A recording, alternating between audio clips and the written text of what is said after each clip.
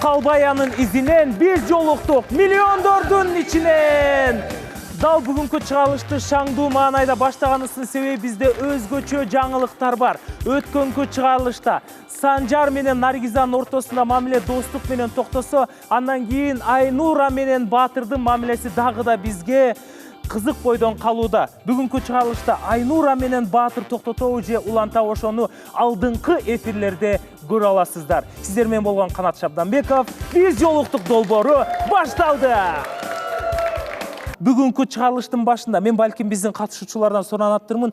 Бардыгыбыз ордубуздан туруп берсек, биз жаңы катышуучуларды тосуп алганга өзгөчө бир камдан кол чаап коелу. Сиздердин кол чабыңыздар менен, урматтуу көрүүчүлөр. Бул жака биздин жаңы катышуучу мырза 24 жаштагы Турдалы мырзаны тосуп алалы.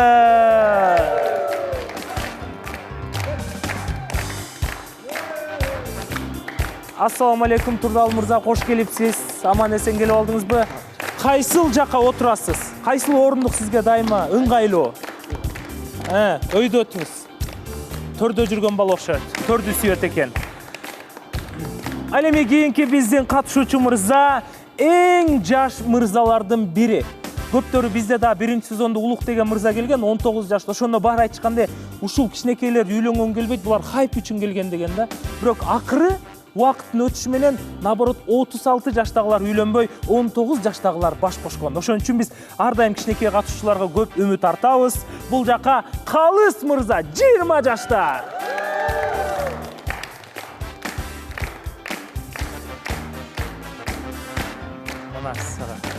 Ассаламу алейкум, куш келипсиз.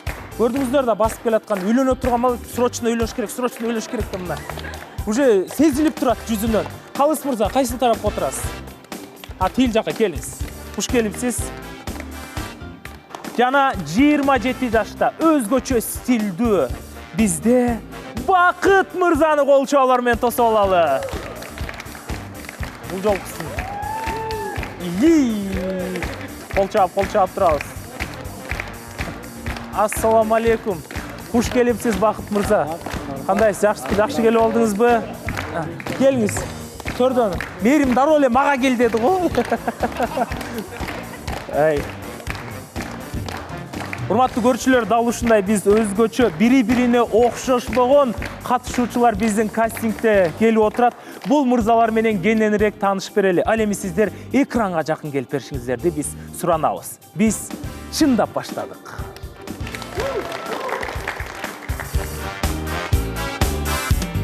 Опа! Ар бир эфирдин башында биз апамдын чайын ичмен сайын баштасак, эфир кызыксыз болуп калчудай сезилет. Бала кездеги даамды эстеткен жана апамдын чайы азыркы убакта 7 дубанда сатыкка чыгып, ар бир үйдө өзүнүн даамын тартылап жаткан убагы. Ал эми биз жолуктук долбоорунун башынан баштап бизге демөөрчү болуп келаткан апамдын чайына бир катыраак кол чаап коелу.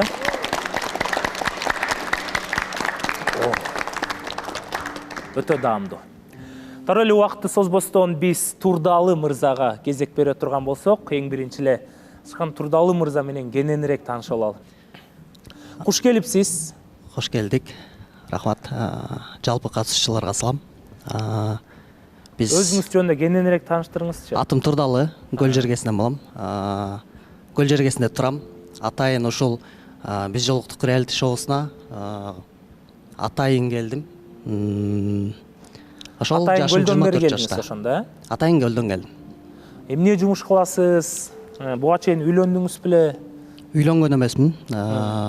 Бойдокмун. Ошол үйлөнүү максатында келип отурабыз ушул жака. Сырттан карап көргөн жоксузбу? Сырттан карап эми баягы бул жакта реальный болуп атат да, баары бир нерсечи. Баардык нерсе мисалы биздин кылып аткан кадамдарыбыздын баардыгы реальный болгон атат. Ошондуктан реальный бир өзүм жүрөгүмдөн чечим чыгарып келдим. Кандай кыз менен сүйлөшсөңүз да ал жөнүндө бул жактан билип алам деп атасыз да, кошуналарына, элдер жазат. Эл менен баардыгы реальный болсун деп атам, ачык болсун деп атам. Саламатсыздарбы, биз жолуктук долбоорунун көрөрмандары, жалпыңыздарга салам.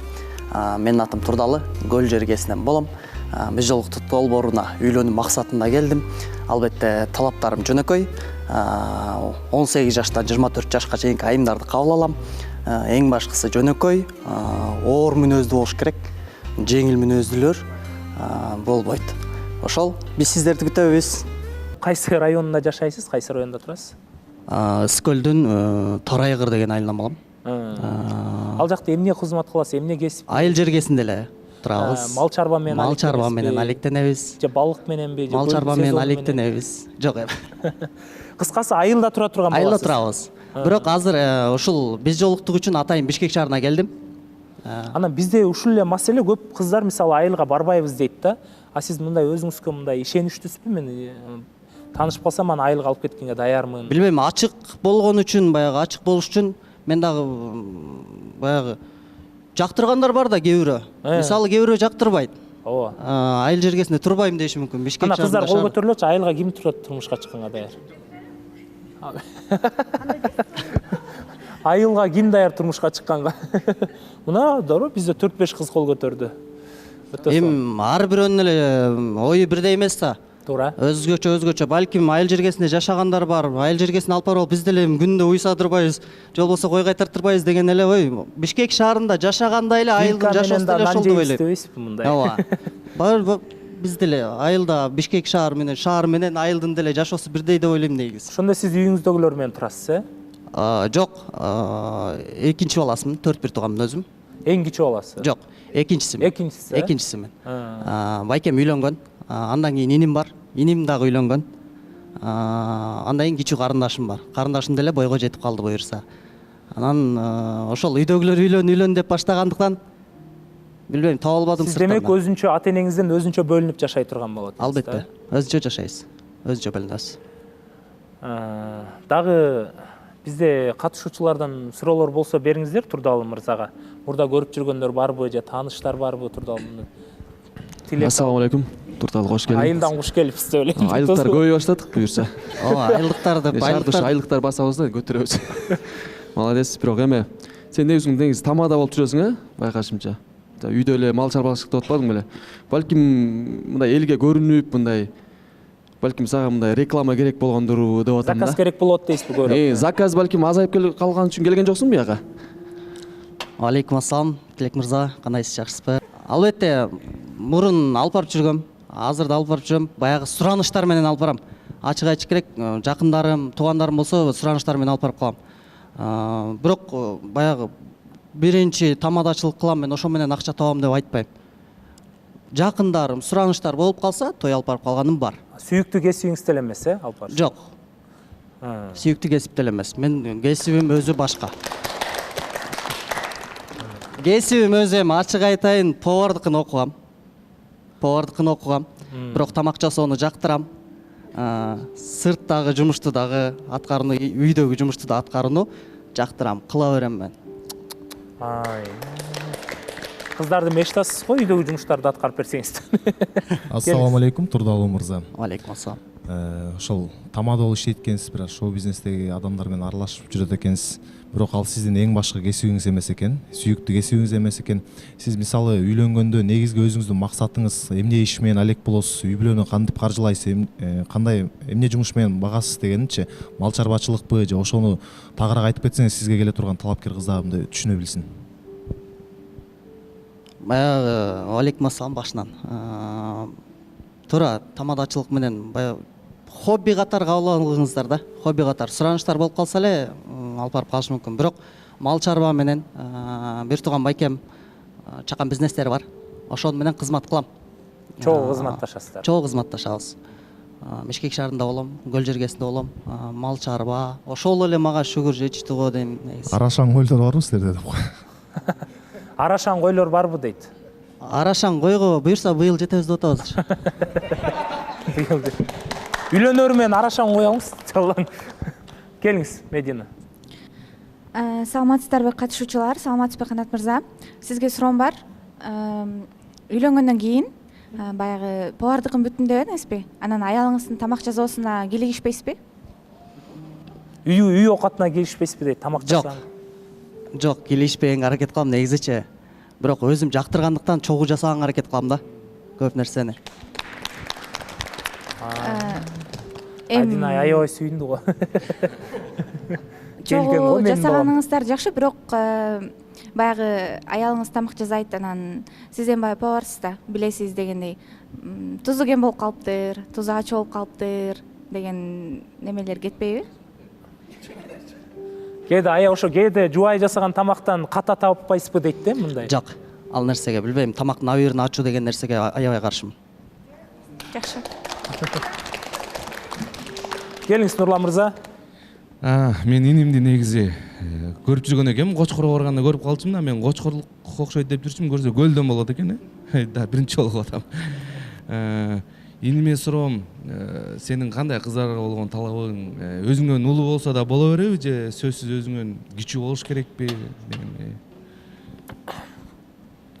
Анан баягы турмушка чыккан кыздарды кабыл аласыңбы же кабыл албайсыңбы? Ошондо кошо кетейинчи. Ассаламу алейкум Нурлан мырза. Албетте Кочкордон көрүшүп жүргөнбүз. Шарттарым, талаптарым эң башкысы менден кичүү болуш керек деп ойлойм. Кичүү болуш керек, Ооба. Канча жаш? Бирок деген нерсе бар. Сезимдер ачыла турган болсо, сезимдер жакшы болсо, анда жашына деле карабайбыз. Сезимге байланышат дейм, баягы сезим болсо, жаш бул жерден эч нерсени чечпейт го деп ойлойм, Ошол талаптарым жөнөкөй эле. Эң башкысы жөнөкөй болуш керек. Анан оор басырыктуу болуш керек. Баягы биз сүйлөп аткан учурда, эркек сүйлөп аткан учурда сөз талашпай турган айым болуш керек мага. Анда мен эмескемди укам. Саламатсызбы Канат? Саламатсызбы, келиңиз. Куш келипсиз. Турдалы куш келипсиз. Эсле жашы чоң болуп сүйүп калып үйлөнсөңүз коркосузбу, сөзүм өтпөй калабы депчи? Жок, коркпойм. Баягы мен ачык айтам, азыр эгер ошол айым, ошол кыз эркекти сыйлаганды билсе, мен коркпойм. Рахмат. Бул жерде Адина сенин сөздөрүңө жоопторуңо аябай канаттанып, мындай эметип атат да, мындай. О, мына мени издеген адам депчи, сүрдөнүп биразчы. Сүйүп калганда же жактырып калганда бир башкача бир сезимдер болот го, ошол нерсе сенде болот атат окшойт Адина. Аны биз да байкадык негизи. Мындай деп айтып атса, өзүнүн бир тамакты чогуу жасайм деп атса, ой, кандай идеалдуу депчи. Анан оор басырыктуу айымдар жагат десе, даны эле мен айтып салды го депчи. Ошондойн угуп калдык, кечирип коем. Ачык айтып коюш керек. Эми убакыт көргөзөт. Келиңиз Айдос. Саламатсызбы Турдалы мырза? Саламатчылык. Саламатта калыңыз дейсиң. Турдалы мырза, буюрса келечекте ала турган жубайыңар, Кудай буюрса жубайыңар, чыгармачылыкка кадам таштаган болсо, каршылыгыңар барбы же каршылыгыңар жокпу? Каршылыгым жок. Неге каршы болушум керек? Эгер мен жактан туура мамиле болуп атса, туура тартип болуп атса, неге каршы болушум керек? Сиз мени урушасыз го, билбейм ошо. Жок, суроого жооп берип атам мен баягы эмнеге каршы болушум керек депчи. Каршы болбойм, эч кандай каршы болбойм. Кандай тармакта иштесе, жакшы болсо, иманы жүрөгүндө иманы бар болсо болду. Турдалы мырзаны сүрдөтпөйлү, сонун жооп берди. Дагы да биздин суроолорубуз көп. Сиз да бересизби суроо? Келиңиз. Саламатсызбы Турдалы мырза? Атыңыз сонун экен, өзүңүзгө жарашкан. Жаныңыз котуруп алайынчы ойлойсуз. Баары суроо берип сүрдөтүп койду окшойт, биринчи эфир болуп. Эмне дейбиз, бактыңызды таап келдиңиз. Жаш мырза экенсиз. Сизге окшогон жашынакай, жылдыздуу кыздар экенсиз. Жок, рахмат. Баса урматтуу көрүүчүлөр, бүгүн катышуучулар бизде бири-бирибизге добуш берүү болот, билесиздер. Эгерде катышуучулардын арасынан дагы жаңы келген катышуучулар эгерде кандайдыр бирибиздин катышуу кыздар жаап калса, чайга чыгып келгенге бири-бирибизге добуш беребиз. Мен ойлоп койдум, сиз кимге добуш берериңизди деп. Биздин кийинки катышуучубуз 20 жашта Калыс мырза. Саламатсыздарбы? Катышуучулар. Саламатсызбы Канат мырза? Мен ат жөнүм Калыс. Мен Нарын областан болом. Өзүм 20 жаштамын.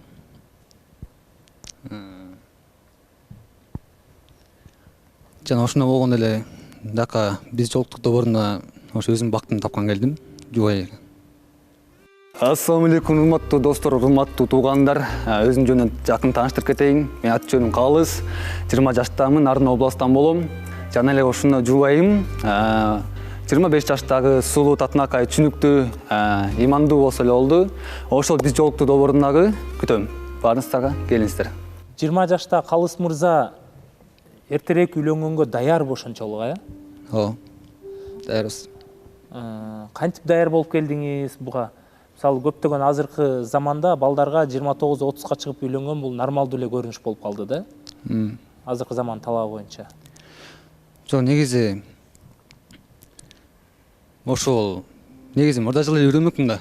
Мурда жылы эле үйлөнмөксүз. Ооба, үйрөнмөкмүн негизичи. Анан эле ошо сүйлөшкөн кызым кичине мамасы нит болуп койду да. Каршы болуп койду мамасы. Мамасы каршы. Сиз кыз сизди жакшы көрдүбү? Ооба, жакшы көрчү. Бирок сүйүү жеңиш керек эле да жакшы көрсө. Мамасы кичине каршы болгондон кийин мен да өзүмө башкача болуп кеттим да. Анан негизи мен ата-энем каза болгондо 5 жыл болду, апам каза болгондо. 5 болсун. Атам менен канча келишпейм. Ошо кичине айтып калды да мамасычы, кантип куда болмой элек, сен ата-энең жок экен деген сөз болгон. Ошон үчүн ата-энеси каршы болгон үчүн мен да кичине кыздын колун кармабайын дедим да. Ошондой болгон да. Эми азыркы убакта эми бул дагы да сизге балким бияктан талапкер бирөө менен жакшы табышып калсаңыздар, бардык эле ата-энелер ушуну айтышы мүмкүн да. Дагы ата-энелер ушинтип айтса, сиз дагы эле таштап кетип каласызбы кызыңызды? Бул нерсени сиз кабыл аласызбы? Таштап кетпей элем, негизи ушул кыз айтты да магачы, эми экөөбүздүн бирибизди колубуз кармабайлы, мен мамам каршы болуп атат деген сөз болгон. Анан макул дедим, мен деле өзүм деле сен колуң кармайм дедим, мен деле ачык айттым да, ошоктон элечи. Демек кыз дагы ошол сөздү айтты. Ошол сөздү айткан да. Анан үйлөнгөнгө кандай азыркы убакта сизде финансы тараптан, поддержка тараптан сизде кандай мындай бардыгы жай, мисалы азыр кыздар эми көп талапкерлер келе турган билиш керек да, бул 20 жашта баланын неси бар үйлөнө турганга. Жок деген үйү барбы, жок дегенде же самокаты барбы деп бегайым айткандай. Ооба, Кудайга шүгүр, үйү бар, Нарында. Нарында? Үйүңүз бар. Ооба. Өзүңүз эмне жумуш менен алек болосуз? Өзүм Швейда. Швейда иштейсиз. Нарында иштейсиз, Жок, Дакта, Бишкекте эле. Өзүңүз кийин кайсы жакта турайын деп ойлойсуз? Бишкекте эле. Бишкекте. Канча бир туугансыз? 2 бир тууган. Эжем экөөбүз. Ким экөөбүз? Эжем. Эжеңиз турмушка чыкты эле? Демек сизге үйлөнгөнгө жол ачык турбайбы анда? Ооба. Калыс мырзага суроолор барбы? Демек Калыс мырза азыр жашыңар канчада дедиңер? 20. 20да, 20да буюрса үй бүлө курганга даярсыңар? Даярбыз. Могу биз жактагы кыздардан мындай кимисин жактырып келдиңер, сезим бар болуп келдиңер бул жерге? Азырынча айта албайм. Байкашынча көрөбүз эми. Бул жакка келип атканычы могу кыз деп карайбыздың го, мындай мен да ушинтип карап келгем да. Кимди карап келдиңиз? Туралы, негизичи. Биз 4-сүн сезонго келгенде эле мындай карайсың го, Канат мырза. Сиз кимди карадыңыз эле? Айдын Бирок мен азырынча айта албайм. Айдын айды? Болбой калды. Неге дароо азыркыга чейин чайга чакырып элексиз? Буюрса чакырсакпы деп атабыз. Азыр бирок мен азырынча айта албайм, негизи. Айта албайсыңар, Бирок ийгилик, Калыс мырза. Рахмат. Сүйгөнүңөргө жеткиле. Рахмат. Дагы барбы суроолор? Келиңиз, Медина. Саламатсызбы, кош келдиңиз. Эгерде сизге өзүңүздүн мурунку кызыңыз ушул жака талапкер болуп келип жатса, кабылдайсызбы? Жок. Кабылдап албайм. Такыр кабылдабайсыз. Чувстволоруңуз ойгонуп кетпейби? Жок. Калыс мырзага келиңиз, Айнура. Талаптарыңыз жөнүндө айтып кетсеңиз болобу? Талаптарыңыз жөнүндө. Негизи мен өзүм жөнүндө айтып кетейин негизи. Мен өзүм негизи повар боюнча бүткөм. Повар. Ол чаап коелу. Негизи өзүм жаш кезинде футболистмин. Азырынча ошол жумуш эле болуп калат.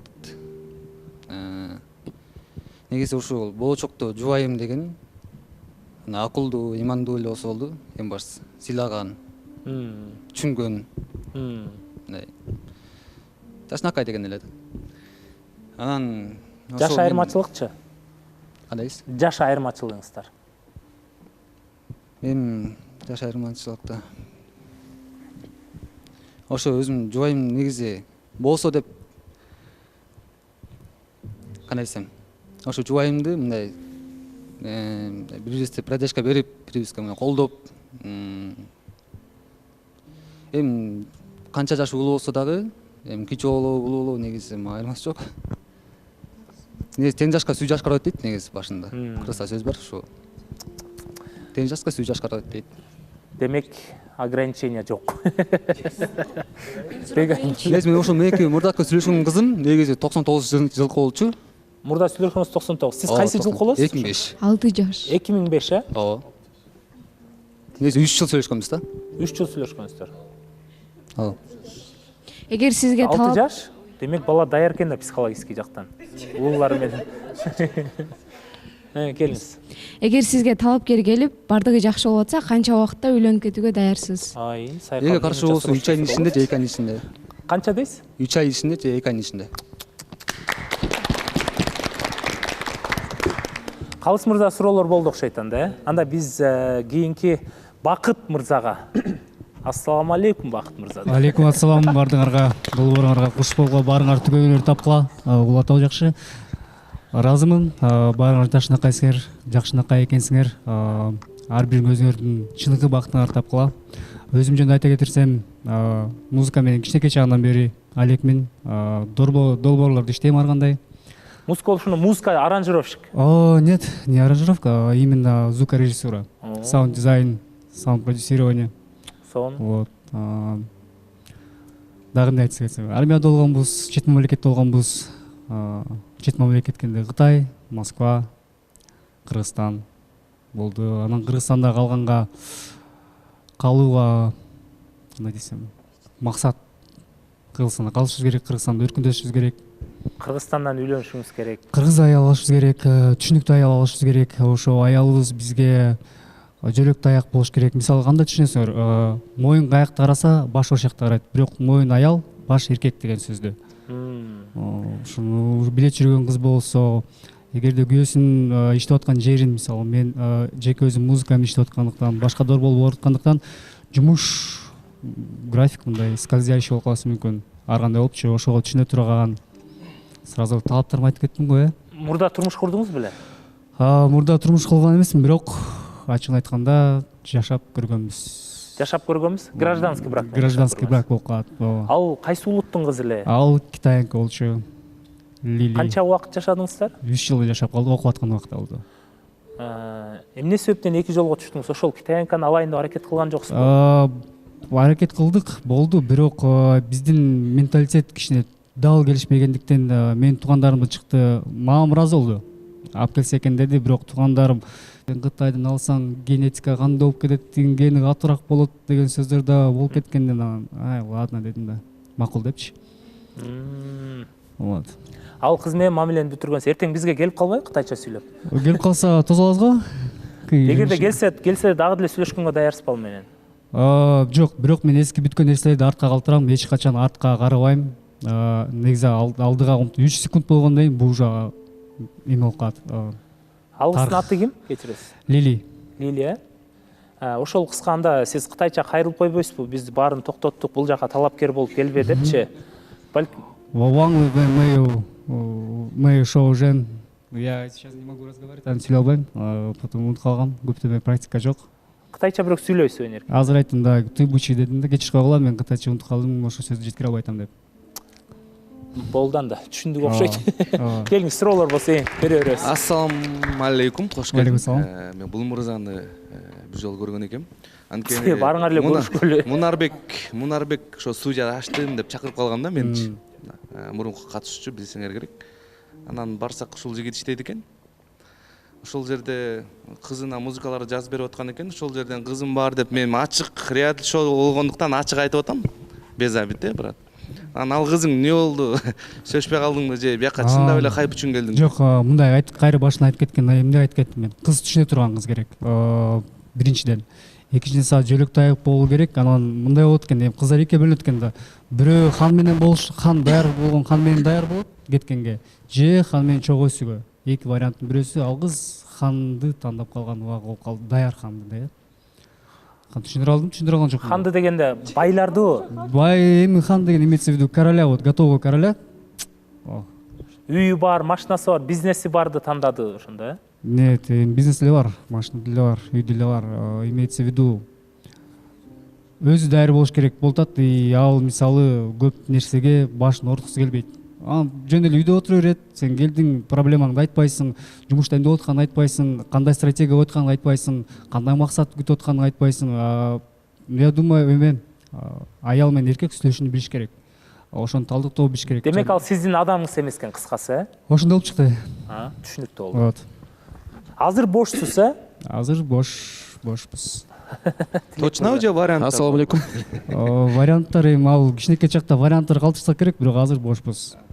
Ассаламу алейкум, Бакыт мырза. Кош келдиңиз. Анан бияка буюрса эми катышчу болуп атасыз, анан талапкер келет да кыз сизге. Анан эгер сизге чач жасалганды оңдо десе, оңдойт белеңиз? Ошо кыз үчүн. Жок, обратно эле вот кайра эле келип ошого эң башында айткан сөзгө келип атабыз. Түшүнүктүү. Эң башкы түшүнүктүү, сен эмени колдой турган адам. Мисалы чач бул эртең бар, эртең жок алып саласың, бирок алып сал, мен атам туура эмес көрүп атат, мен туугандарым болуп атат десе, да, но алганга даяр. Бирок бул чач сизге жагат, ушул чач менен канча жылдан бери жүрөсүз? Бул чач менен мен 2012ден бери жүрөм. 2012 ар кандай кылып жүрөм, чачым сары болгон, ак болгон, кара болгон, кыска болгон. Кыздар суктанып атко көрөп, ушундай боёш керек экен деп, ушундай өш керек экен деп. Эми бул стиль, мисалы кандай музыканы уксаң, ошондой болуп калат экенсиң да. Көбүнчө биз западты угуп калганбыз, Трэвис Скотт. Саламатсызбы, Бакыт мырза, кош келдиңиз. Баягы ар кандай кыздар бар да, балким ошол сиздин адамыңыз, сиздин кызыңыз колуңуздагы татуировканы өчүр десе, өчүрөт белеңиз? Татуировка жөнүндө айта кетсем, бул деген атайын басылган биринчи эмеде. Татуировканын өзүнүн оорусу бар. Бир жерге баскандан кийин денеңди издеп каласың, ар кайсы жакка татуировка басайын деп. Анан бул жаштарга татуировка баспай эле койгула. Эң жакшы дене бул татуировкасыз. Таза дене. Вот. Бул ушу белги болсун, эме болсун. Мен биринчи баскандан эле экинчи күнү уже алгым келген. Жакпай ушунчалык, бирок калтыранга мажбур болдум да. Ошондо эмне кылмай болуп калдыңыз? Албайм го дейм. Кийин балама деле көрсөтөм, көрдүң балам, бастырба, моундай татуировка болуп калат. Жаман бул. Сизге дагы ушул талапкериңиз өзүңүзгө окшоп татуировкалары бар, еще чачтары дагы, стили дагы өзгөчө болсо кабыл аласызбы? Чачы жоктоп. Бул жөнөкөй эле, бул айтып атпайм, дене бул модификация болууга, чач алып койгого болот. Бул стилдин бир өзүнүн образы, ал эчтеке эмес. Татуировка басыр болсо, может балким жаш кезинде ката кетирип алган, ага осуждать эткенге бизге укугубуз жок. Главный кабыл аласыз, Ооба. Бир суроо, кытайлык кыз Лилиден балаңыздар барбы же жокпу? Кытайлык жок, болсо үйлөнмөкмүн. Ошо эң айтат кеткен, ошо көбүнчө сүйлөнүп алып балдарын таштап кеткендер канча болуп атат. Ошону өздөрү ответственность алса, өзүнө үйлөнгөндөн кийин, бала болгондон кийин балам үчүн калыш керек дей турган болсок, биз дагы өркүндөйбүз, өсөбүз да. Туура. Келиңиз Санжар мырза, кийинки суроо. Ассаламу алейкум, Бакыт мырза. Бакыт мырзанын өзгөчө оригиналдуу стили бар экен. Бул баардык эле суроосу ошол стилге байланыштуу болуп кетти. Бул ар бир адамдын өзүнүн эмеси бар, өзүнө жагат. Бул жакшы нерсе. Эң башкысы адам өзүнүн адамдык сапатын жоготпосо, ошол эң башкысы деп ойлойм. Атак сырткы келбет, кийимгече ал өзүнө жаккан, кандай жүргүсү келсе, ошондой жүргөнү туура эле деп ойлойм. Анткени Санжар мырзанын да ушундай чачы бар болчу, Инстаграмдан ким көрдү эле. Ошон үчүн аябай түшүнүп атат. Сизге акыр түгүл келип ушундай стиль жагып калдыбы кайра? Жаш кезде кыргызчаларды угуп кайра бизге кайттыңызбы? Вот жооп берип койсуң да, эмне болду? Жаш кезде чач аябай узун болчу. Бир убакта мен да ушинтип байлап жүрүп калгам. Ал сүрөттөр азыр архивде. Негизи ошондой болчу мурун. Азыр эми билбейм, эмнегедир алмашат экен. Алмашып, башкача болуп, табитти алмашып, өзгөрөт экен көз караштарчы. Азыр мага ушундай жүргөн жагат. Кайра ошол чачыңызга кайтып кетпейсизби мына? Биз уже тигил жакта Бакыт мырза менен да достошуп калсаңыз. Ал убакта кинодагы түрткү болгон. Киного ошондой чач керек болуп өстүрүп жүргөм да, атайынчы. Кастингден өтүп кетейин деп. Мен оросу, мен ойлой берип чачына ак түшүп кеткен го, же боёлуп алсыңбы? Жама уяласыз го, Санжар. Билтип эле качып элечи. Бизде бир күн ала качып кетип койбосо болду эми станциябизде. Анда биз дагы Бакыт мырзадан дагы алдыда билебиз буюрса. Өзүңүздүн талабыңызды айткан жоксуз. Кандай кыздарды күтүп жатасыз? Жаш айырмачылыгы кандай болуш керек? Мурда турмушка чыкканбы же чыкпаган керекпи? Жаш айырмасы жок. Желательно өйдө эмес, кичи болсо деле. Самое главное, эң башкысы түшүнүктүү ошо жөлөк тайып болуп бир ааламды чогуу куруп аткандайын ошол убакта ханышасы болуп жаш айырмачылык болгондо эми кандай бир барбы сиз 27 жашта экенсиз бир 45 жашка чейин болобу кандай же 35 жашка чейин же балким өзүңүздөн ылдый 19-18 27 тең болуп калса да кичине туура эмес болуп калат бирок жаш болсо 3 жаш 4 жаш кичүүрөөк кичүүрөөк 5 жаш 7ге чейин улуураак же улуураагы максимум 2 деп койчу 2 жашка чейин 2 жашка чейин да можно. Саламатсыз достор, чоң кубанычтамын ушул долбоорго катышып атканымды. Ушул долбоордон чыныгы сүйүүмдү тапканга бул чоң мүмкүнчүлүктөр болуп атат. Ошондуктан достор менин талаптарым музыкага кызыккан, искусствону сүйгөн, актриса болобу, бийчи болобу, андан башка художница болобу, экөөбүз чоң ийгиликтерге жетебиз деп ишенем. Биз дагы өзгөчө бир башкача катышуучуларыбыз менен катыштык. Негизи ар бирибиз өзгөчө инсанбыз, ар бирибиздин өзүнүн образыбыз, ар бирибиздин оюбуз. Негизи өзү 4-сезон эле башкача болот окшойт, баарыбыз бири-бирибизге окшошпойбуз го такыр. Тилек мырза менен эле Нурлан мырза окшош болбосо, калганыбыз окшошпойбуз эле.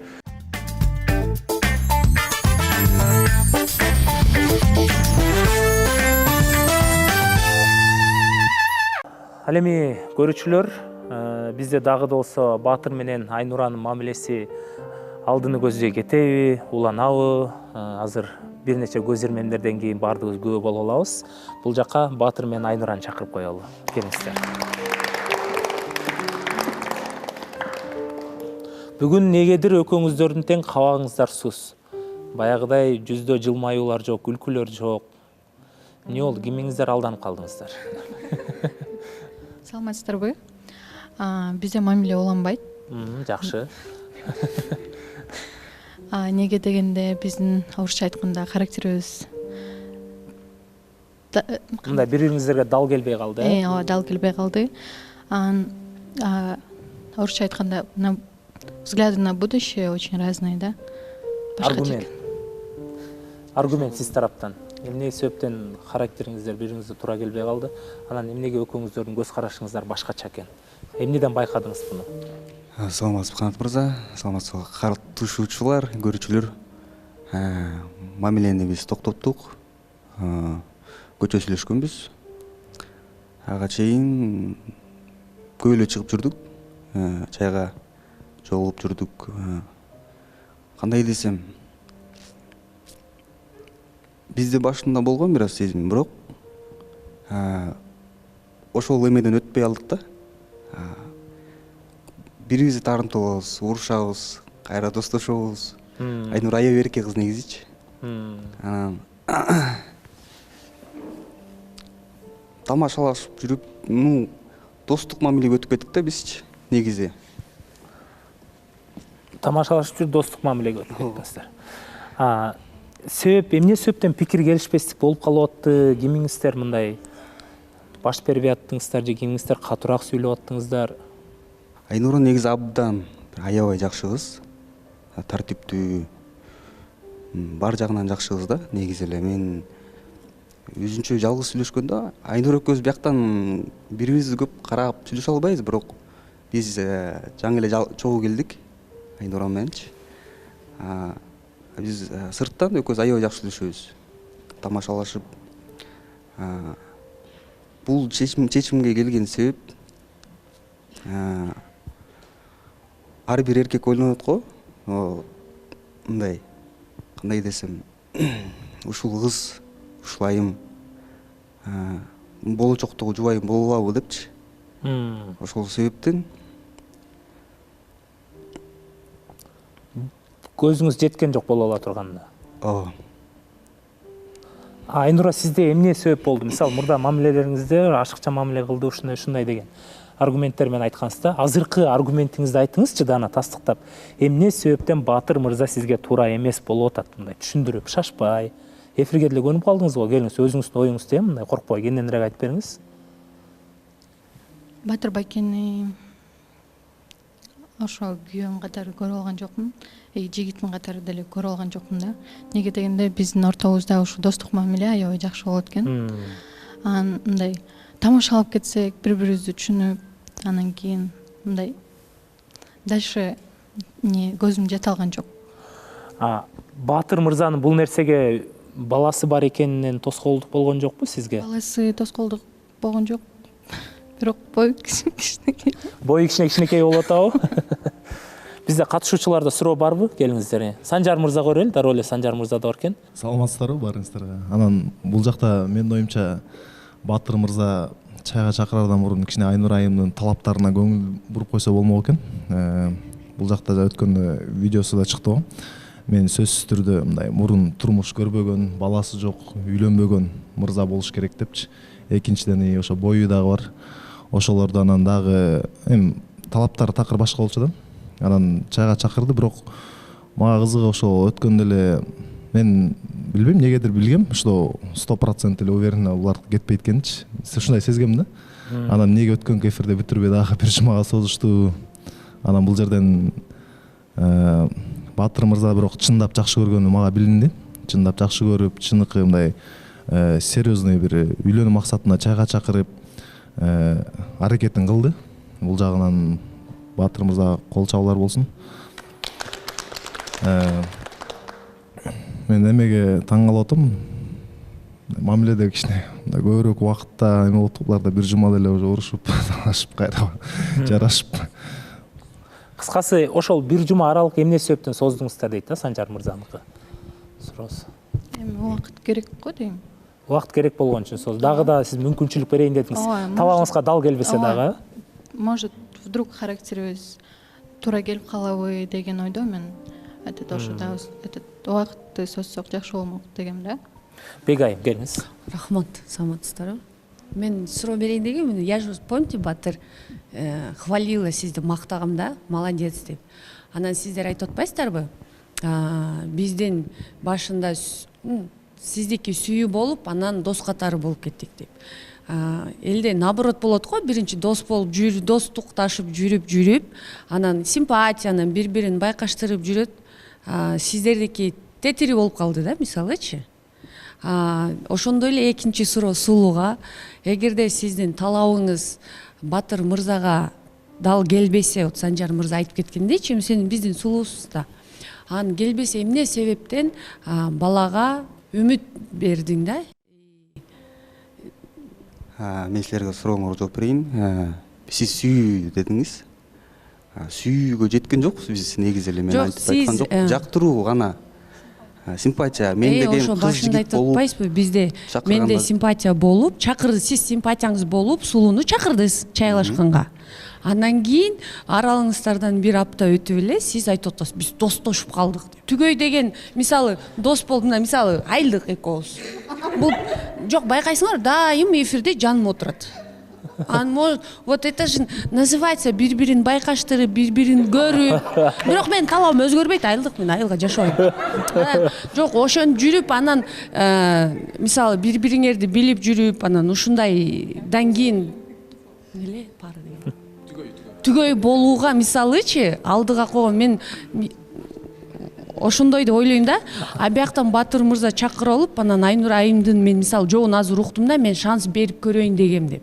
Бирок сулуу айым, сен билесиң да, что у тебя талапың вообще не подходит. Мен мисалы бир бала келди, анан ал болсо айылдыкмын деп атат, мен эптеп эле жок, макул жүрсең мен чайыңды ичип келейин деп кеткен, это не по принципу.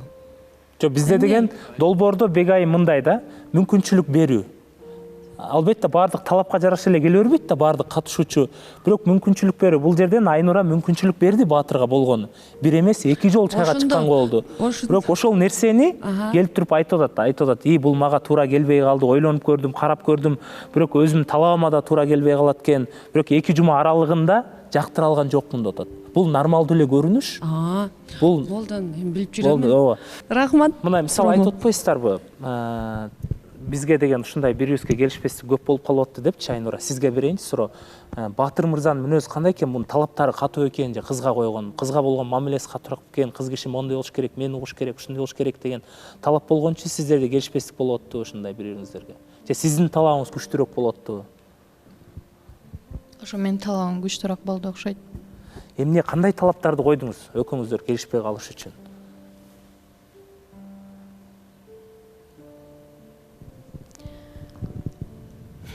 мисалы эмне деп айттыңыз деп, мисалы Батыр сизге эмнеси жакпай калды, эмне деп талап койду, ошон үчүн сиз мындай келишпестиктер болуп атты сизде көрүп. Негизи Айнура мага көп эле шанстарды берип атты. Жакшы эле аракет кылсам болмок, бирок кандай десем, негизи эркек чын аябай чын жакшы көрсө, жетсе болот бул нерсегечи. Айнуранын характерин кеп талапта деле эмес негизи. Кеп бири-бирибизге мамиле да. Ошол мамиле менен аракет кылса болот негизи. Менде көңүлү болгон жок. Жактыруу сезим болду, бирок болочок жубайым катары элестете алган жокмун. Ошол себептен Айнура экөөбүз сүйлөшүп, дос катары калдык. Айнурага кандай талап келбесин, мен Айнураны колдоп турам негизи. Болду. Биякта мен кандай десем, аралашпайм эч жаккачы. Жок, мен суроо айтып кетейинчи. Айнура, мен буга чейин Батырга прям мужчина мечты тыйбу деп аябай эртип мактап койдум да сизди, Батыр мырза. Айнура даже дос катары калбагыла. Как дос катары, просто нет, просто классташ катары, бирок дос катары эмес. Жок, эмне себептен сиз сулууну чайлашканга чакырасыз да, андан кийин мен кыялын көтөрө албай койдум, мен болочок аялым боло тургандай эмес деп. Антип кылбаш керек да, бул да бирөөнүн кызы. Бул да назик кыз, бул да бунда талабы бар, бунда характери бар. Кыз кандай ката кетирбесин, эркек көтөрө билиш керек болчу. Сизди мен мактап койсом, сиз мени уят кылып, Айнурочка, давай, не оставайся, дос болбо, хорошо? Всё. Батыр мырзанын көздөрүнөн жалындаган сүйүүнүн оттору көрүнүп турат. Батыр мырза азыр мамилеңиздер токтоп атат. Сиз болсо дагы мындай ушул жакта катышуучу отуруп, аракетиңизди кылып, балким Айнуранын сүйүүсүнө жеткенге аракет кыласызбы же болду строго токтотуп талапкериңизди күтөсүзбү? Айнурага аракет кылбайм. Биз дос катары эле сүйлөшкөн, бизге жеңил негиз айтканда. Жок, сиз айтпай эле коюңуз, просто сиз билбейсиздер да Айнура экөөбүз кандай сүйлөшөбүз на самом деле. Биз аябай жакшы сүйлөшөбүз. Любой темада жакшы. Микрофонго сүйлөйсүз. Наргиза башка адам. Эмне себептен ошо 5-сезондо кайра Батыр менен жакшы көрдүм эле деп Наргиза айымда болуп келбейбү? Жок, Наргиза башка. Жок, силер экөө классташсыңар болду. Классташтар деле үйлөнүп кетип атышпайбы эмне? Болду. Бул теманы аябай чукулдук окшойт. Демек, экөөңүздөр тең өз талапкериңиздерди күтөсүздөр. Мен болочокто жолдошум аскердик жумушта иштеген каалайт элем. Мен өзүм турмуш көрбөгөн үчүн турмуш көрбөгөн адамды күтөм. Мен атым Батыр, 26 жаштамын. Менин бир балам бар. Мага келчү талапкер кыздар 19 жаштан 23 жашка чейин болсун. Эң биринчиден ата энемди сыйлаган, билимдүү, жөнөкөй, татынакай жана жашоого түз көз карашы болгон ыймандуу кыздарды күтөм.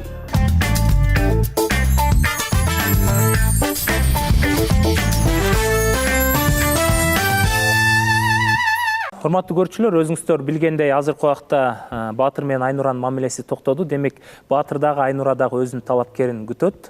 Бирок бизде бүгүн эфирдин соңунда добуш берүү бар. Ошол добуш берүүдөн кийинки чыгарылышта кайсыл катышуучулар чындап талапкерин күтөт экенин дагы биз сиздерге толук маалымат берип кетебиз.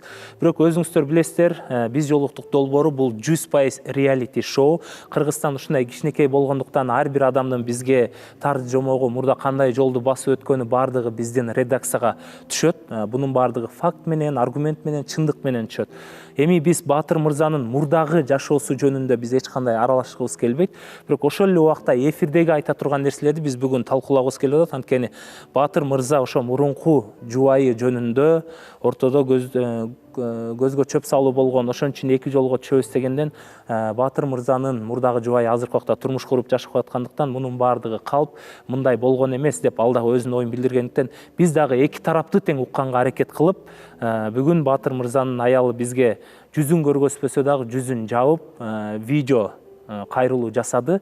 Биринчи видео кайрылууга өтөлү, андан кийин талкууга өтсөк болот. Анда барыңыздар экранга көңүл буруп беребиз.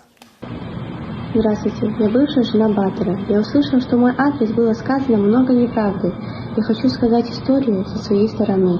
То, что не было измены с моей стороны. То, что при нашей совместной жизни со стороны его неоднократно были унижения со стороны физической и моральной силы. Ходила постоянно в синяках, была замкнута, боялась лишних движений, лишних слов сказать. Даже будучи беременной, его это не останавливало от физической расправы. Я ушла из-за этого, то, что не могла уже терпеть. Ночевала в подъезде, голодала, без денег, без ничего. Родные с моей стороны отказались от меня из-за его выдуманной ситуации. От ребенка я не отказывалась. Я хотела забрать. Писала, звонила. В ответ были только угрозы и унижения. Угрозы были, что если что-то буду делать, он расправится с моей семьей. А именно были слова «зарежу». Но ни одна мать не откажется от ребенка. Было много попыток написать, достучаться до него, до его семьи. Меня оскорбляли и блокировали, перечеркивали какую-либо связь. В итоге хочу оправдать себя, то, что я не изменяла мужу. Я нашла мужа после того, как решила поставить точку с Батором. Когда поняла то, что я уже не могу с ним жить. Батыр, сиз тарапка биринчи жубайыңыздан ушундай видеолор келди. Биздин катышуучулар деле түшүндү окшойт да.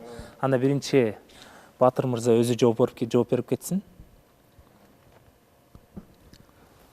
Мунун баары жалган. Биринчиден баланы мен тартып алган эмесмин. Баланы Россияда негизи машина сатканда эле нотариальный отказ от ребенка деген бар экен. Ошондой нерсени жөнөткөн мага. Менде доказательство бар ал. Ошол себеп менен мен судту уткам. Судка вообще катышкан жок. Бала боюнча ал баладан өзү отказ кылган. Баладан өзү отказ кылган. Менде ал документтер бар. Документтер бар. Биринчисин разводду уттум. Анткени суранган. Боюнда болуп калганда мага угрожать этип, если сен документ развод бербесең, анда бала сага жазылып калат деп айткан үчүн ошол себептен мен жашаш керек болуп калды.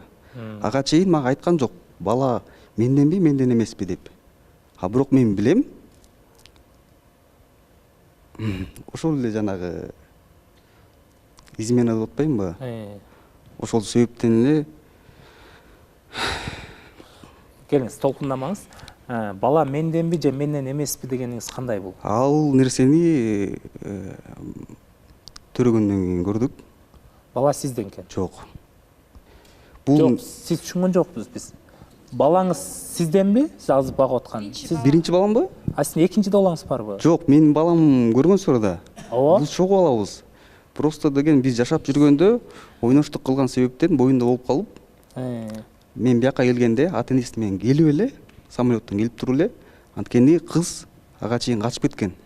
А бул экинчисин да төрөдү эле ошондо. Экинчисин башкадан төрөп атабы? Ооба, айтып атпайбы, боюнда болуп калган билинип. А экинчиси башкадан болуп чыкты, Ооба. Биринчиси өзүңүздүн балаңыз. Ооба. Анан ошол азыркы турмуш куруп аткан жолдошунан экен экинчиси ошондо, э? Ооба. Мен ата-энесинин алдынан өткөм. Келип эле баргам. Мен ушунчалык ишенгем, байкелери көрүп жатсаңар, мен силерге айткам, кандай болбосун мен башым менен жооп берем деп.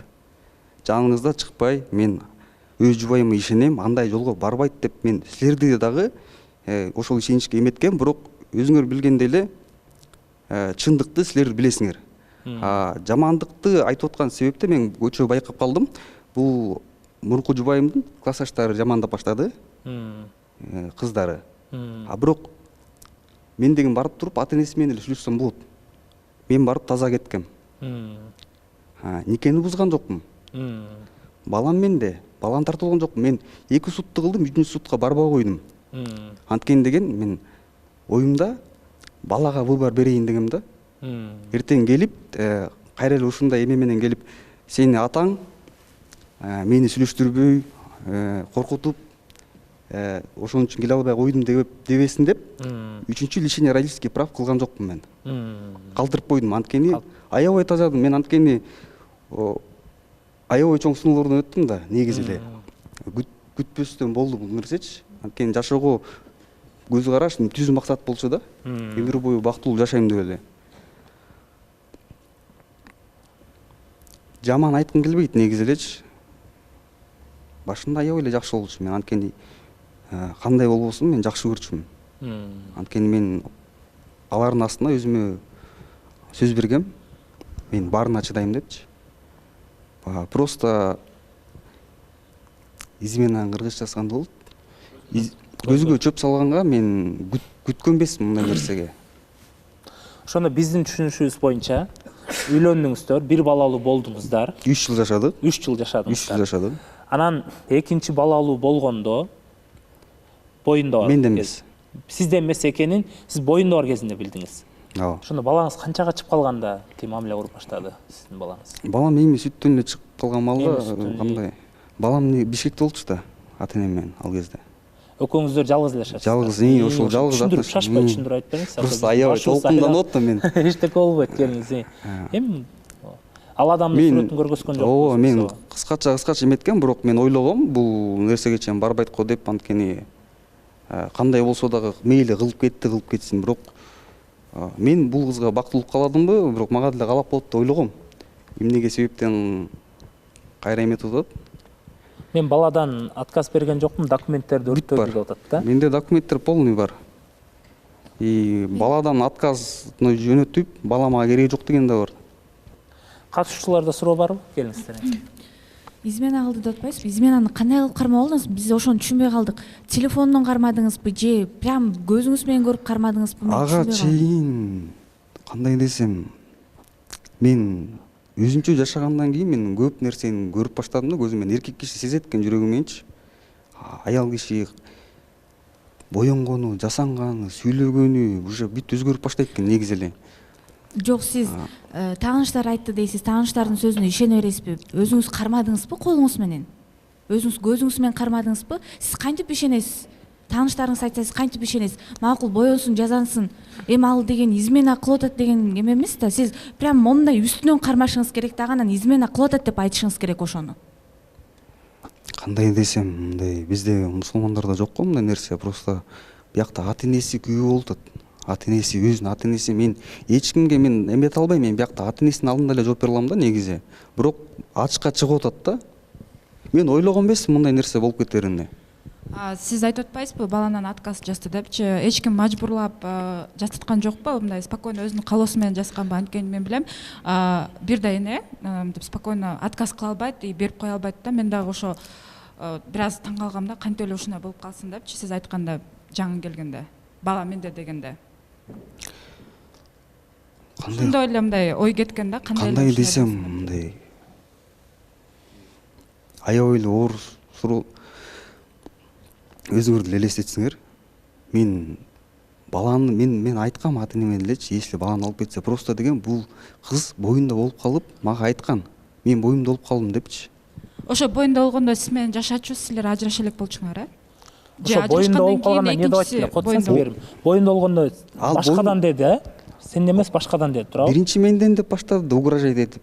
Анткени деген сенден болушу мүмкүн депчи. Сенден болушу мүмкүн деп. Анткени деген себеп эртерээк мени разводко жазсын деп. Мен разводко өзүм эле качтым. Жалгыз аябай оор болупчу. Келген жок, качкан жок. Канча жолу жөнөттүк адресине. Биринчи адресин жөнөттүк, экинчи адресине жөнөттүк. Эч жок маалымат. Просто азыр чыкканы мага мындай бир четинен күлкүнчтүү. Демек, көзүңүзгө чөп салганы чын болуп атат, туурабы? Сиздин айтышыңыз боюнча. Бул жак калып атат видеодо. Чын. И документти мен өртөгөн эмесмин. Бүт документтери бар. Аякта Россияда документ жок. Кыргызстанга жөнөтүп негизичи. Мен өртөгөн эмесмин, документин өртүп эмне кылам мен? Саламатсызбы? Кыргызча сүйлөйсүзбү? Ооба. Келиңиз, билбеген жериңизден кошулсаңыз болот. Батыр мырза биздин жаныбызда. Анан азыркы убакта бул жакта түз эфир жүрүп атат. Ушул жерден Батыр мырза айтып атат да, бул менин көзүмө чөп салганы бул чындык. Анткени биринчи балабызды төрөп ошол ата-энебизге таштаганбыз. Анан экинчиси боюмда болуп калды деп мени ушундай угроза кылып коркутуп баштады. Көрсө экинчиси баладан болуптур деп Батыр мырза айтып атат бул жакта. Жок, анткени болсо экөөбүз жашабай калганда мен адам кеткенден кийин 2 айдан кийин мен башка, мы перестали жить, получается, вместе. Ну и он уехал в Киргизию, оставил меня тут, получается. Я прям наотрез отказалась, что я не поеду с ним, так как у нас ничего не получится. И, конечно, после, получается, 2 месяцев я нашла другого, и у меня теперь другая семейная жизнь. Конечно, это ребенок не от него, потому что когда мы с ним жили вместе, я не изменяла ему, и, во-первых, получается, и ребенок, конечно, не от него. Анткени болсо экөөбүз жашабай калганда 2 ай өткөндөн кийин я нашла другого человека. Өзү биринчи Кыргызстанга качып барып, мени үйдөгүлөргө жамандап, то, что я, получается, изменила, это все не так. А сиз бул жакта Батыр мырза айтып атты, нотариальный сиз өзүңүз документально балаңыздан отказ кылып турсуз да? Анткени болсо, Батыр болсо, разводуну бербейм, документтериңди бербейм. Документтериңди бербесем, сен эч ким эмессиң, сен эч кимге кереги жоксуң, сен болсо өзүң ата энеңе кереги жок болгондон кимге керексиң? Мен керек болсо, если баламды алып кетсең, мен ата энеңди өлтүргөм деп коркуткан мени. А сиз документалдуу түрдө мамасы болгонго деле сиздин укугуңуз бар болчу, соттошкон укугуңуз бар болчу да, эмне себептен сиз сотко келген жоксуз? А эмне сотко барам? Если Батыр болсо мени же разводко бербесе, же эчтеке кылбаса, мен азыр өзүм разводко чыгып атам. Анткени экөөбүз да жакшы ажыраша элекпиз еще. Ал мага ажыраштым деп мени алдап, в итоге у нас ничего не произошло, получается, ни один документов. Только мен болсо азыр Москвадан, Россиядан, ажырашып, Кыргызстанга госпошлинасы менен жетти ажырашканым. Азыр мен ошого первоначальный взнос акчасын мен төлөп атам, типа мен биринчи разводко тапшырып атам дегендей. А Батыр мени коркутуп, разводко бербейм, керек болсо өзүң чуркайсың деп мага ошентип айткан. Сиз Батыр мырза дагы менин жанымда азыр. Өзү сүйлөшсөм дейт сизге. Да, конечно. Сүйлөштүм, мен карайсыз. Кандайсың? Привет. Кантип алдып атасың? Как? Как? У тебя, во-первых, доказательства нет, потому что ты меня избивал. Во-первых, это правда. Это даже получается, здесь может даже, участковые, которые ты говорил, то, что чтобы меня нашли, они могут подтвердить то, что в заявлении я прям написала, то, что это было, получается, физическое, типа, семейный урдум, депче. Это семейное насилие было. Из-за этого я убежала от тебя. Биринчиден, мен сени Даже могут даже соседи, потому что ты ножом угрожал мне.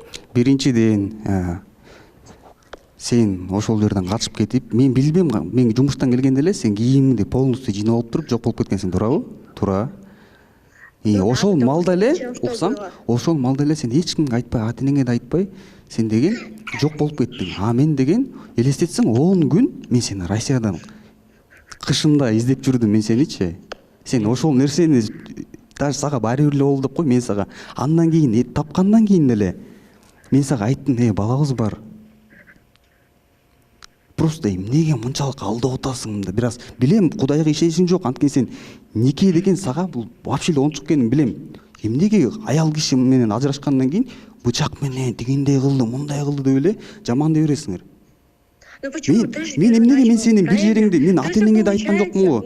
Мен айткан жокмунбу, сен ладно. Ты же, получается, на весь Киргизию, получается, говоришь то, что я какая-то, то, что я тебя бросила, то, что ты ребенка. Но нужно же учитывать суть.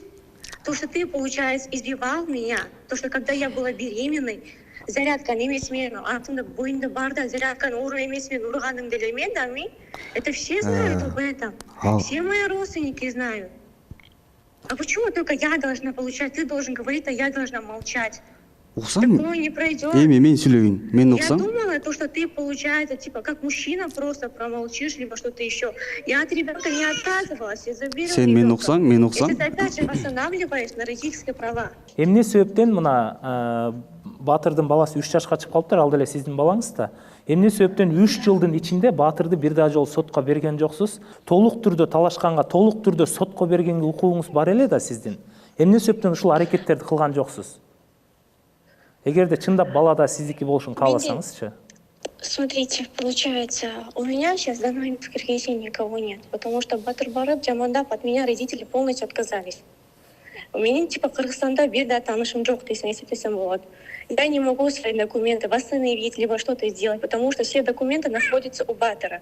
Он мне ничего не дает. Я ему писала, с подругами общалась, получается, чтобы они забрали. Он говорил, что никакого документа он мне не отдаст. Кечиресиз, ошондо азыркы убакта сиздин максатыңыз эмне болот? Ошондо дагы соттошу баланы алганга аракет кылып атасызбы? Эмне болот? Мен жооп берип коеюн. Хочу в итоге получать. Мен жооп берип коеюн. И все свои документы получить. И также ребенка заберу. Мен жооп берип коеюн. Биринчиден развод бүткөн. Мен сенден баланы азыр мен талашпай элем, бирок сен өзүң отказ кылган үчүн мен просто сени ушунчалык жек көрүп калгам да. Анан туруп алып мыякка алдап атасың. Сени угуп кой, мыякта байкең менен таятаң көрүп атат деп кой. Мындай мен эч кимди ачпай элем, мен да сенин атыңды да ачпай элем, жамандабай элем. Эмнеге? Жамандаган жоксуң. Скажи мне, пожалуйста. Как это жамандаган жоксуң? Мен по факту мен карасаң мен бияка деген дегенчи мен экөөбүздүн балабызга, точнее Тимурга мен эне издегенди келдим деп кой. Мен ушундай оор болуп канча эмеден өтсөм дагы сага кереги жок. Получается, свою, бывшую жену? Типа она была такая-то, а в итоге она не такая? Эми бул реалити шоу, кечиресиз, реалити шоу болгонго бул ачыгын айтты, ушундай көзүмө чөп салганда. Бирок сиз эми бир нерсени мындай калпайтпай чындап жооп бере аласызбы? Сиз мына Баатыр менен эки жолго түшкөндөн кийин экинчисин канча убакыттан төрөдүңүз? Баатыр айтып атат да, боюнда мен менен жашап жүрүп эле боюнда болуп калып. Нет, я даже могу получать Качан төрөдүң? Какой-то день получается полностью справку, когда было УЗИ, когда я родила, получается. Сроки вообще не совпадают. Сиз азыркы убакта документ менен Кыргызстанга учуп келе албайсызбы? Келе албайм, анткени бүт документтерим бар алдагыда. Бүт документтин баары сенде болгон үчүн сен ал жакта Россияда жашап жүрөсүң. Россияда мен сенин документиң мага эмне кереги бар? Мен кайра жооп берип коеюн. Мейли сен ар кандай нерсени кылып атасың, кандай өчүңдү алгың келип атат, мен билбейм, мен таң калып атам да. Жөн эле балаңа бактылуу кааласаң болмок да, негизичи. Жок, ошол мындай кылалычы, жок, угуп турабыз. Экинчиси, если ушунча эле, бирок биз сага бармакпыз да, алып келмекпиз. Мен мамам менен барайын дедик. Байкең менен барайык дедик. Ладно, муну алдап атасың, токтоп тур. Кел кайра кылабыз. Кайра сиз даярсызбы ушул? Мына сиздин эгерде сөзүңүз чындык боло турган болсо, мына алып келейик сени. Эми бул сиздердин үй бүлөңүз ортоңуздарда болгон нерсе, биз аралаша албайбыз. Болгону сиз балаңызды талашканга толук мүмкүнчүлүгүңүз бар болсо анда Кыргызстанга келиңиз. Биз сиздин жүзүңүздү тартпасак да, жүзүңүздү жаап биз чагылдыранга даярбыз да. Эгерде сиз чындап ушул нерсенин бардыгы Баатыр айткан нерсе калп болсо, чындап сиз балаңыз үчүн күйсөңүз, балаңызды өзүңүзгө алгыңыз келсе, анда эми бар мыйзамдуу өлкөдө жашап атабыз да, мыйзамдуу түрдө келип, анда сиз Баатыр менен соттошсоңуз болот. Сизде мүмкүнчүлүк бар болсо эгерде. Я сейчас, получается, на момент решаю о разводе, потому что он, получается, угрожал мне. Чын айтсаң, сен баланы, негизи, баланы үй бүлөңүз менен чогуу эле жүрүптүр го Баатыр мырза, агаларыңыз менен өлтүрбөй эле. Да нет, это Кыскасы кол чаап коелу. Бизде мындай болду. Эми калганын өзүңүздөр чечип аласыздар. Кыскасы баягы Баатырдын айткан сөзүн баарыбыз угуп эле түшүндүк окшойт, ким кандай сүйлөп атат экенин. Сизге дагы бизге ушул түз эфирге чыгып бергениңизге терең ыраазычылык билдиребиз. Анан калган нерсе, эгерде чындап сизде мүмкүнчүлүгүңүз болсо, чындап балаңыз сизге керек болсо, анда Кыргызстанга келсеңиз да, биз как реалити катары чагылдыранга аракет кылабыз. Эгерде чындап Баатырдан кетсе, Баатыр документиңизди өрттөсө, андай кылса, мыйзам деле сизге баланы өткөрүп берет. Бирок сиздин биринчи максатыңыз развод болуп атыптыр, бала деле эмес. Аны деле биз түшүндүк. Ошондуктан сизге дагы ошол азыркы үй бүлөңүз менен бактылуу болуп жашашыңызды каалайбыз. Анан жана Баатырга болгон дагы өзүңүздүн баягы бактылуу болсун деле, Баатырга деле жакшы калуу тилек айтып атыптырсыз.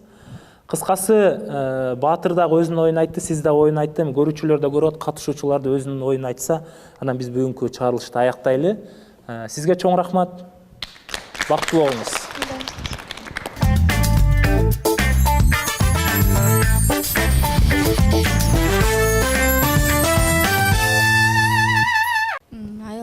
Документи бар деп ойлойм. Документи жок болсо кантип төрөйт? Экинчи колунда баласы бар экен. Азыр да үнүн уктук, ыйлап атат, баласы колунда турабы? Документи өзүндө деп ойлойм. Өзүнүн документи. Баатыр алып кетти деп атпайбы? Ал жалган деп ойлойм. Мен өзүм оюм. Документ жагына мен биринчи жооп берип коеюн. Мен үйгө келгенде, жумуштан үйгө келгендечи, мен күткөн эмесмин мындай нерсени. Үйгө келгенде мен мен 1-2 сааттан кийин түшүндүм үйдөн полный кетип калганынчы. Мен ага чейин жумушуна бардым, кайра келдим. Документин алып алып кеткен. Уксаңар, полный кийимин жыйнап, сумкага салып, видео да бар үйдөн чыкканчы. Кстати, менде видео да бар. Милициялар көргөзгөн. Полный документтерин алып, уже эметип кетиптир. Бүт документ анда. Мен анын документин мен эмне кылам?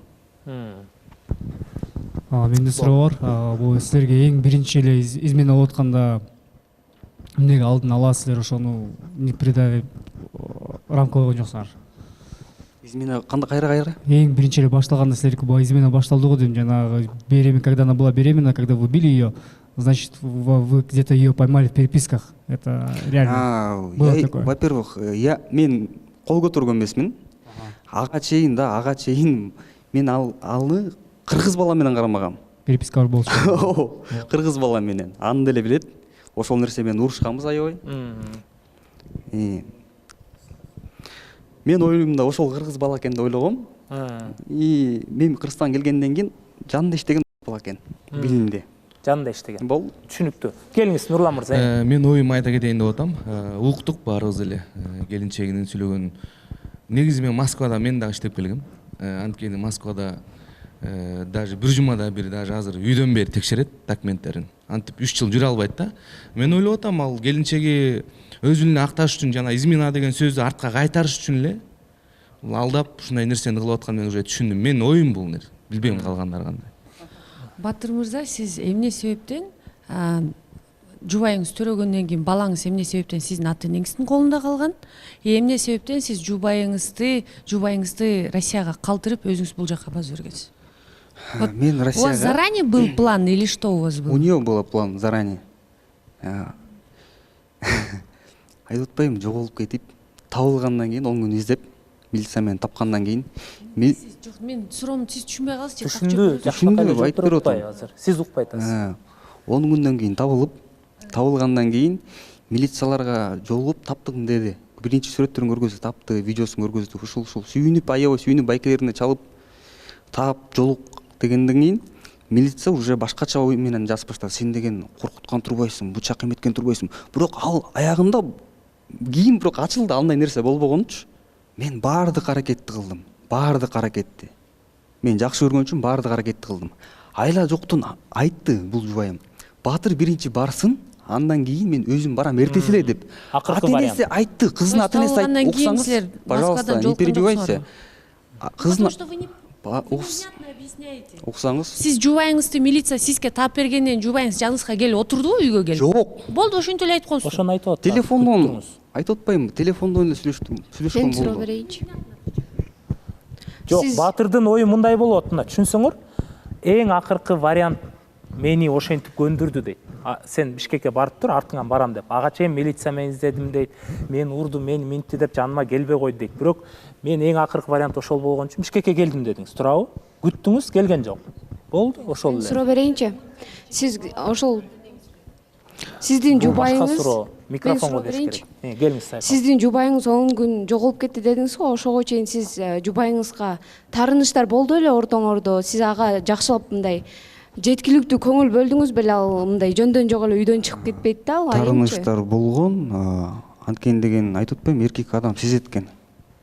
Аял киши сулууланып, мындай кылган күнүмдү билесиң да, жашап жүргөнчү. Башынан бери сүйлөшүп жүргөндөн кийин билесиң, анан баягындай перепискалар менен кармап каласың. Таң каласың да. Значит, сиз көңүл бөлгөн эмессиз да? Кантип көңүл бөлбөйсүң, если мен биякта Сиз көңүл бөлсөңүз, ал башка бирөөлөр менен переписка болбойт эле да? Сиз деле кийин сайкал турмушка чыксаңыз, күйөөңүз көңүл бурбойсо, башкалар менен переписка кылып кетесизби? Баары Жок, может, ошол нерсеге жеткизген деп ойлоп атам да.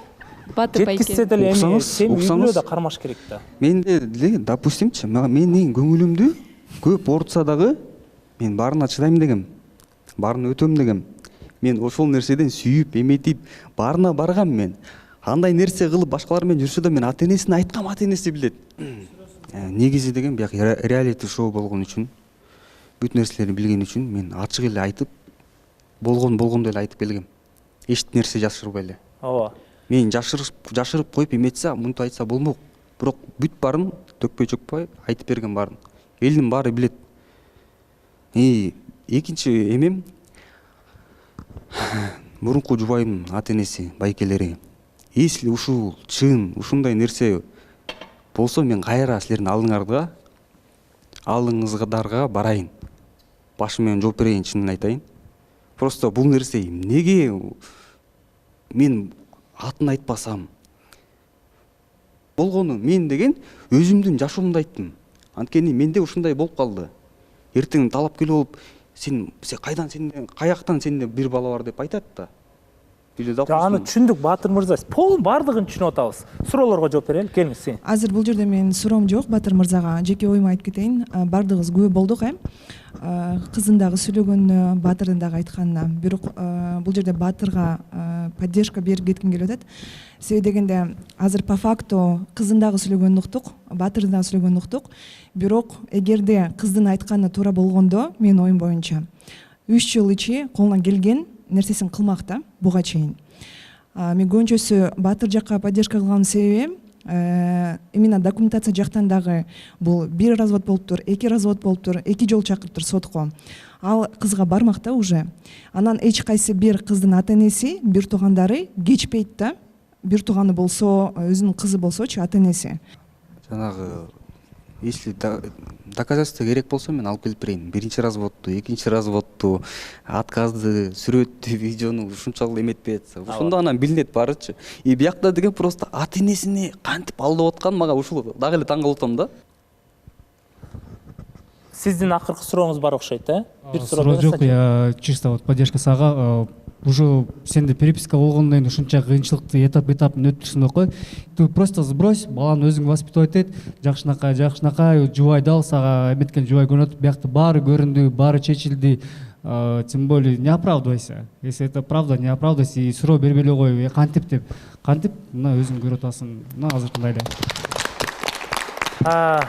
Урматтуу көрүүчүлөр, чындыгында бул биз жолуктук долбоору 100% реалити шоу. Негизи Батыр мырза, сиз бул нерсеге капа болбошуңуз керек. Анткени бизде да кээ бир мээрим айтып атпайбы? Мен оюмда кантип эле апасы келбей койсун, кантип эле эни өзүнүн баласынан баш тартсын деген ойлор мындай баягы кое туруңуз, мен айтып алайын. Ушундай баягы кыжалатчылык, өзү ичибизде ойлор калып кетти деп. Балким башка катышууларда да ушундай суроо жаралып атты ичинде. Бирок бул нерсе канчалык деңгээлде чын экенин биздин көрүүчүлөр да, катышуучулар да күбө болду. Эгерде мен ойлойм, сиз тараптан катуураак кеткенде, могу катышуучулар сизди соо койбойт болчу да. Ошондуктан сиздин мурда келинчегиңиз да кандай сүйлөгөн, азыркы убакта ким калп айтып атат, ким чын айтып атат экенин эле, аны коомчулукта эле күбө болот, баарыбыз күбө болуп атабыз. Эми ал сиздин мурдагы жашооңуз, өзүңүздүн үй бүлөңүз болгондон биз албетте ичине чейин кире албайбыз, сүңгүп. Бирок сырткы биздин көз карашыбыз боюнча Батыр келгенде кандай ата болсо, азыр менин көзүмдө деле ошондой эле сонун ата бойдон калды да. Мен көрүп атасың да, ушунча нерсени кылып, баарын кылып, ушунчалык тепкилегим келди, мындай өлтүргүм келе. Мен көрдүм, мен даже было да, что мен жашагым деле келбей кеткен. Барып деле келдим ал нерсеге. Бирок деген эмнеге кайра эле хуже болуп атасың, мен түшүнбөй элем да. Балаң жаныңда жүрөбүм го, балаңдын мына. Багып, жыргап эле.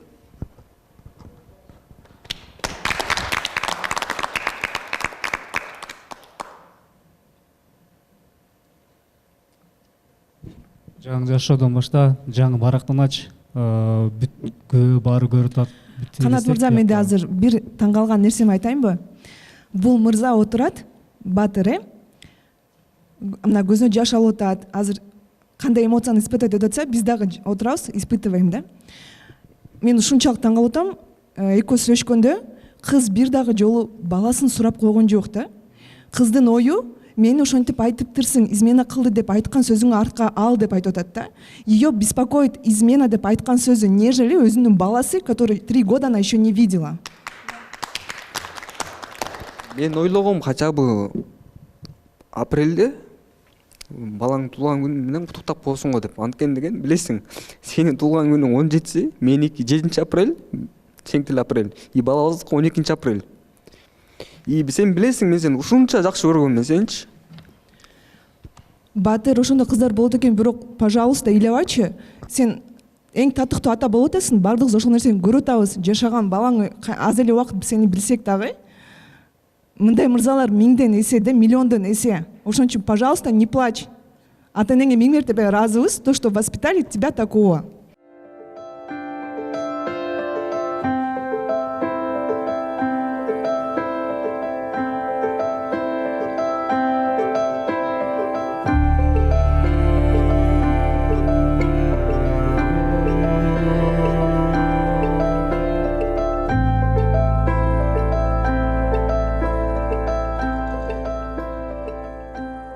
Сен деле билесиң канчалык жакшы көргөнүмдү. Анткени деген бул менин жалгыз эң биринчи сүйүүм. Бул кыз мени албасаңыз мен асын өлөм деген. Ошол себептен мени жакшы көрөтсүз, ушунчалык жакшы көрөт, эмнеге алып койбойм деп ошол кадамга баргам. Ата энесинин алдына барып, батасын алып, отуруп, чоң той бердик. Прям сонун шикарно да. Ушунча сонун мен ата энем сага деген бүт жакшылыкты гана каалаган, бүт кылып берди. Оку десе окутту, славянский даже бүттүң дипломуң даяр болсо керек, может. Просто почему такая неблагодарная, да? Мен жаман таң калдым да. Мейли балаң кереги жок, развод керек деп, жөн эле мындай жол эле койсоң болмок, жөн эле кетип калсаң болмок. Билесиңиз, мен сени жакшы көрөт экенмин деп.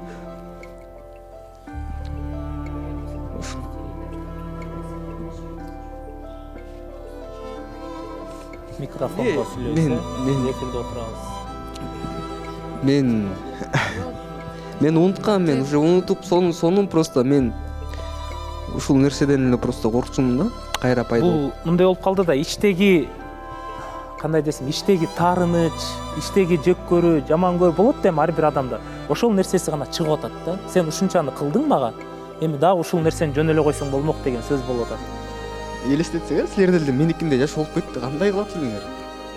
Эгерде бул сыноодон даже өтө албайт болчуңар деп койгой.